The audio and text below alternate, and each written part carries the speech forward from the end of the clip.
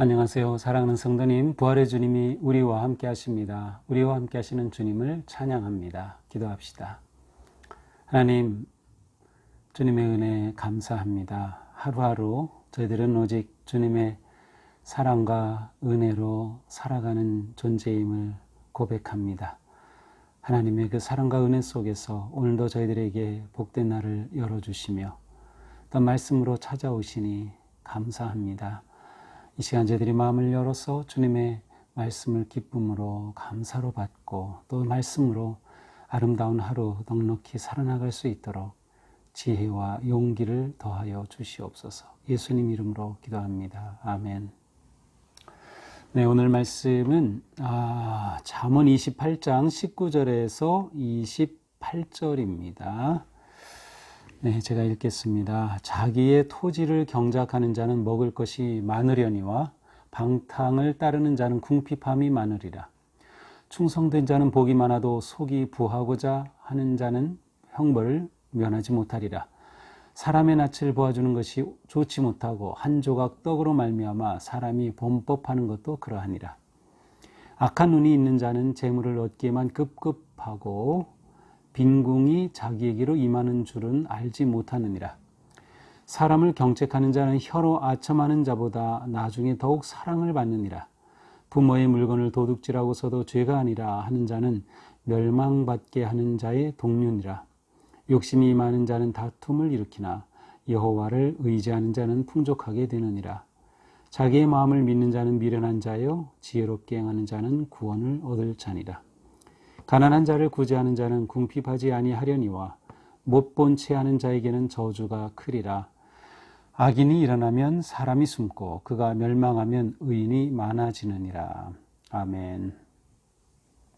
자, 오늘 말씀도 어제 말씀과 전체적인 맥락은 같습니다. 어제는 우리가 어떻게 정의롭고 바른 사회를 세워갈 수 있을지 그런 모습을 봤다면 오늘도 역시 마찬가지죠. 그래서 정치 경제적인 그러한 분야에 있어서 어떻게 바르게 살아가는 것이 바른 나라를 세우는 것인가 하는 점에서 오늘 본문도 계속 연결되고 있습니다.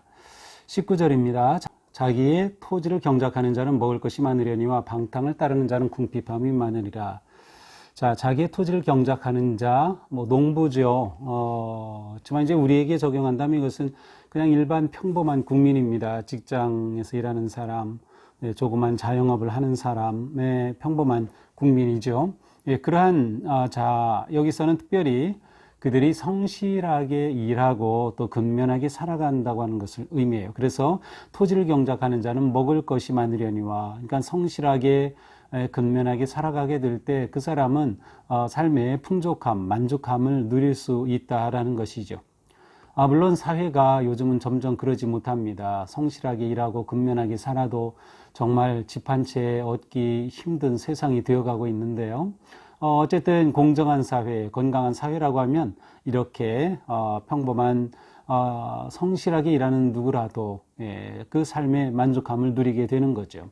그러나 방탕을 따르는 자, 이것은 자기의 탐욕을 따르는 자죠. 그런 사람은 만족함을 누리지 못한다. 궁핍함이 오히려 많아질 것이라 하는 말씀이에요.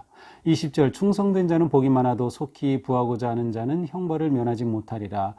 네, 충성된 자의 의미는 꾸준하게 인내하면서 정직하고 신실하게 사는 사람입니다. 그러니까 충성이란 단어에 이런 많은 의미들이 포함이 되어 있어요. 그래서 정말 신실하게 정직하게 그렇게 열심히 꾸준하게 살아가는 사람은 복을 누리게 되지만 속히 부하고자 하는 자는 형벌을 면하지 못하리라. 이제 속히 부하고자 하는 것은 그냥 성실하게 일하기보다는 일확천금을 노리는 것을 말합니다. 자, 일확천금을 노리게 되면 그러한 그 상황에서는 어떤 불이한 재물이나 범죄로 가기가 훨씬 쉬워지죠. 그러한 유혹을 더 많이 받습니다. 결국 그렇게 된다면 형벌을 받게 될 것이라는 거죠. 22절도 이제 비슷한 말씀이에요. 악한 눈이 있는 자는 재물을 얻기에 급급하고 악한 눈이다. 이 악한 눈이라는 것은 지혜롭지 못한 눈이에요. 분별과 판단을 제대로 하지 못하고 재물을 얻기에만 급해요. 빨리 돈을 많이 모으려고만 하는 지혜 없이 그렇게 구하기만 하는 사람이죠. 그렇게 되면 빈궁이 자기에게로 임할 줄을 알지 못한다. 이제 모으기에만 급급하고 여기에 빠져버리게 되면 자칫 성실하게 살지 못하게 되고, 그렇게 되면 빈궁이 오게 되는 것을 알지 못할 수도 있다라고 하는 것이죠. 자, 21절. 사람이 낯을 보아주는 것이 좋지 못하고 한 조각 떡으로 말미암아 사람이 범법하는 것도 그러하니라. 사람을 낯을 보아준다. 이것은 이제 나쁜 의미로 표현하는 것인데요. 재판정의 의미, 그 어떤 배경을 두고 있는 표현입니다. 낯을 보아주는 것, 그러니까 얼굴 보고 재판한다는 것이죠. 그러니까 공정한 재판이 이루어지지 않는다는 겁니다. 불의한 재판정의 모습을 말합니다. 예, 나하고 같은 편이라고 친하다고 봐주고 제대로 수사하지 않고 덮으려고 하고 하는 이러한 모든 것들, 뭐 요즘도 이러한 일들이 일어나고 있죠. 이러한 것들을 말하는 것입니다. 그래서 사람의 낯을 봐주는 것은 옳지 않다. 바른 정의로운 사회를 세우려면 법정이 공정해야 하는 것이죠. 또한 빈궁이 아닙니다. 제가 다음 떡으로 말미암아, 한 조각 떡으로 말미암아 사람이 범법하는 것도 그러하다. 한 조각 떡은 아주 작은 액수 아니면 작은 것을 말하는데, 조그만 뇌물을 주어서 그렇게 법정에서 그 공정하지 않은 재판을 끌어내려고 하는 것도 똑같다는 것입니다. 그러니까 이 말씀은 전체적으로는 공정한 사회, 공정한 재판정이 되어야 한다는 의미를 담고 있죠. 23절. 사람을 경책하는 자는 혀로 아첨하는 자보다 나중에 더욱 사랑을 받느니라. 그렇죠. 여기서 경책한다고 하는 것은 책망, 훈계라는 의미인데, 이 뒤에는 반드시 사랑의 마음으로 한다는 그러한 것이 담겨 있어요. 그러니까 정말 그냥 비난하는 것으로 끝내려고 하고 상대방을 막 잘못됐다고만 책망하려고만 하는 의미가 아니라, 정말 그 사람을 좋아하고 사랑하고 도와주기 위해서 경책하는 것을 말합니다. 예, 그렇게 할 때, 그렇게 책망을 받게 된다고 하면 아첨하는 자보다 나중에 더 사랑을 받는다. 아첨은 순간적으로는 사람의 마음을 얻을지 모르지만, 아첨하는 것은 결코 오래 갈 수 없어요. 아첨에는 상대방에 대한 진정한 존중과 사랑과 마음이 없기 때문이죠.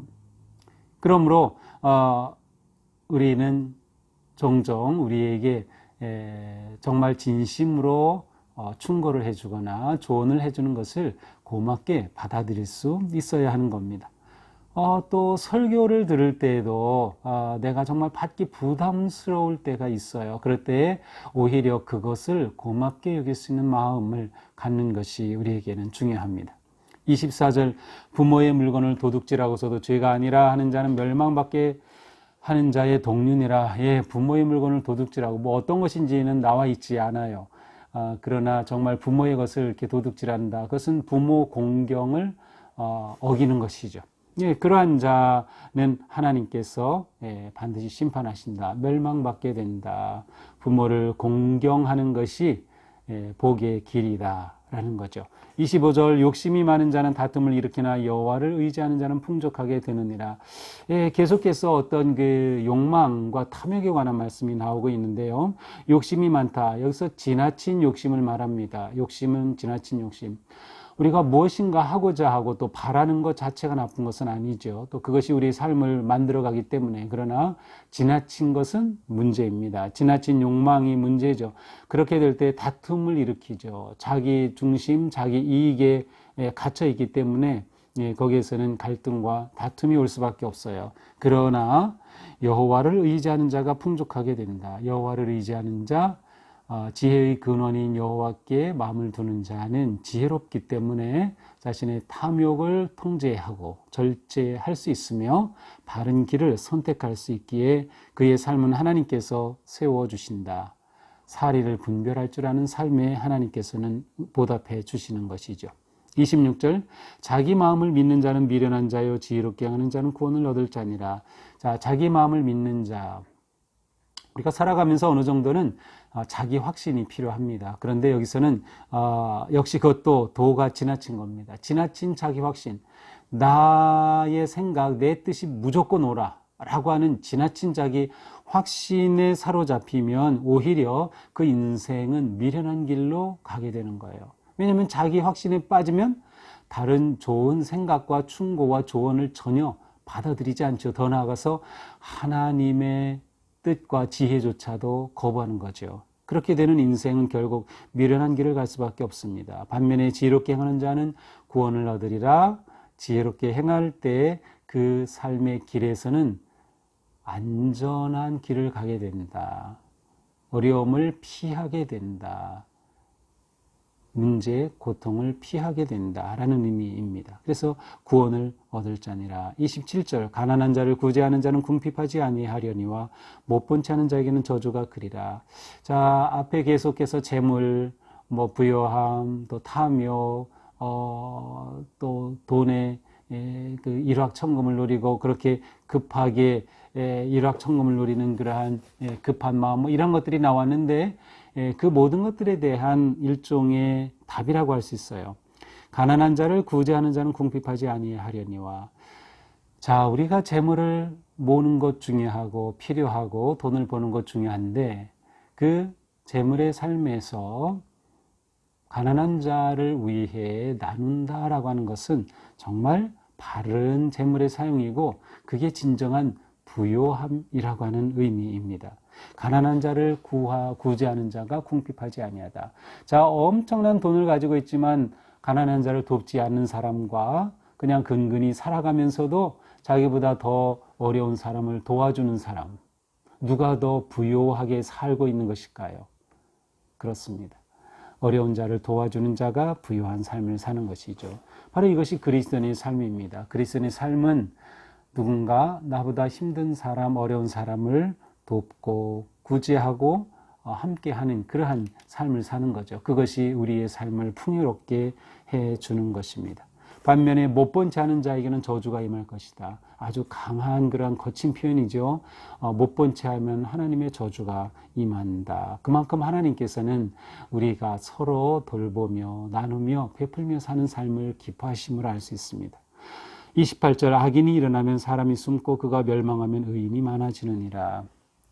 여기서 악인이 일어난다는 것은 권력을 잡는 자가 악인이란 뜻이죠. 악한 사람이, 불의한 사람이 권력을 잡으면 의로운 사람은 다 숨어요. 앞에서도 똑같은 말씀이 나왔었죠.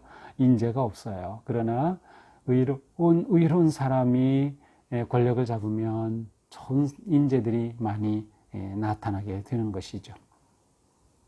자, 오늘 말씀을 보면서 어제 본문처럼 바르고 건강한 사회, 어떤 사회가 복된 사회인가 하는 것을 생각해 보게 됩니다. 성실하게 일하는 자가 만족하게 살아갈 수 있는 사회, 정말 이런 사회가 되면 좋겠죠. 또 정의로운 재판이 이루어지는 사회, 억울한 자가 없는 사회가 되어야 되겠죠. 또 가난한 자를 돌보는 사회. 정말 우리나라가 이러한 나라가 될 수 있다면 얼마나 좋을까요? 우리는 그리스도인으로서 우리나라가 이러한 나라가 될 수 있도록 그렇게 살도록 부름을 받았다라고 하는 점을 우리가 기억해야 할 것 같습니다. 우리가 바르게 사는 것이 하나님의 나라를 이루는 길이며 또 이 땅에서 하나님의 나라의 그 풍요와 기쁨과 행복을 누리는 삶을 산다. 그래서 오늘도 우리의 삶이 하나님께서 나를 통하여서 이 땅에 하나님의 나라를 세우시려는구나 라고 하는 큰 사명감을 가지고 그렇게 아름답고 거룩한 신실하고 또 근면하고 정의로운 삶을 살아가는 우리가 되기를 축복합니다. 기도합시다. 하나님, 오늘도 저희들에게 말씀을 주시면서 우리가 어떻게 살아야 할지를 깨닫게 하여 주셨습니다. 오늘 사는 동안 저희들의 삶이 정직하고 신실하고 공의로운 삶 되게 하여 주시고 정말 이러한 삶이 하나님께서 기뻐하시는 삶이고 저희가 이루어야 할 삶이라는 사명감을 가지고 믿음으로 살아갈 수 있도록 인도하여 주옵소서. 비록 우리가 사는 이 사회는 이렇게 공정하지 못하고 정말 만족함이 없는 그러한 사회입니다. 하지만 이런 상황에서도 저희들 실망하지 아니하고 저희들이 하나님 앞에 아름답고 거룩하게 살아가기 힘쓰며 하나님 주시는 은혜 안에 만족함을 누릴 수 있도록 인도하여 주시옵소서. 예수님 이름으로 기도합니다. 아멘. 네, 오늘도 주님 은혜 안에서 복되고 거룩한 하루가 되기를 축복합니다. 사랑합니다.